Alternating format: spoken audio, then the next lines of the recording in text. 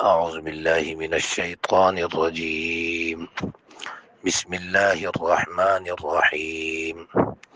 ولن ترضى او هجری ناراضی کی عنکا اے پیغمبر استانا الیہود یہودیان ولن نصارى او نصارى حتى تردی پوری تتبع ملتهم چت تابع شي د دین او د طریقې د دوی. قل اے پیغمبر تو ویا ان هدى الله یقینا دین د الله تعالی هو الهدى هغه خاص او پورا حق دین دی. ولا ان اتبعت او کچریتا تابیداریو کې اهواهم د خواهشاتو د ارزوګانو داوی بعد الذي رستداغنا جاءك چراغله دیتا تا من العلم د علمنا، یعنی تا ته د قران علم راغلی دی دا غي نرستو مالک نو نه وي استاد په نشته دی استاد پارا من الله د الله د عذاب نه بچکون کې من ولین س دوست ولا نصير او نه مددگار. الذين آکسان آتیناهم الكتاب چې ورکړی دی هغوی ته مونږ کتاب یتلونه نو دللی دا کتاب لرا حق تلاوته لکه لایق لستل حق تلاوته لایق لستل لکه څنګه چې دا غي د لستو حق دی.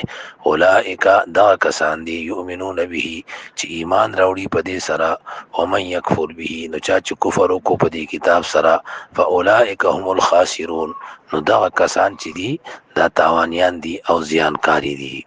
ولن ترضى عنك اليهود په دې آیت کې د يهوديانو او د نصاراو ضد او د عناد ذکر دی او بیا پیغمبر ته خونه دا چې داو د دین نه ځان بچو ساته. نو دا امر دی په دې خبره چې د دو سره ستاسو په دې معنا باندې اتحاد ممکن نه دی. ان هدى الله هو الهدى دا اول هدا نه مراد دین د الله تعالی نه دی چې هغه ته اسلام ویل کی او هو الهدى نه مراد دا چې دا دین کامل او حق دین دی. احوا نه مراد يهوديت او نصرانيت ته چې هغه د دین نه اسلام نه خلاف دی. بیا مالکا دې کې خطاب نبی عليه السلام ته د مراد ته ټول امت ته چې وایي ته د تابعداریونه کې او کتابداري دی او کله بیا واسطه څوک مددگار نه.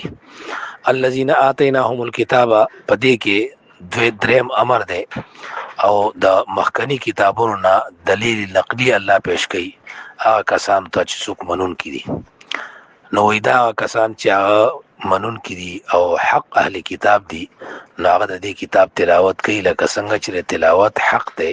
د تلاوت حق څه دی؟ اول ځان په معنا پوه کوي بیا په عمل کوي د لفظي او د معنوي هر قسم تحریف نه ځان بچ کوي. مدارنګي تابعداري کوي د کتاب په لایق تابعداري سره سوچ ਵਿਚار پکې کوي. یؤمنون به یا ایمان نوړي په دې قران باندې او دارنګي په دې رسول باندې او په خپل علم باندې عمل کوي او څوک چې ایمان نه راوړي او په خپل علم عمل نه کوي نو دا بیا تاوانیان دي. دعا دا الله دې موږ او تاسو ته عمل توفیق راکړي. واخر دعوانا الحمدلله رب العالمین.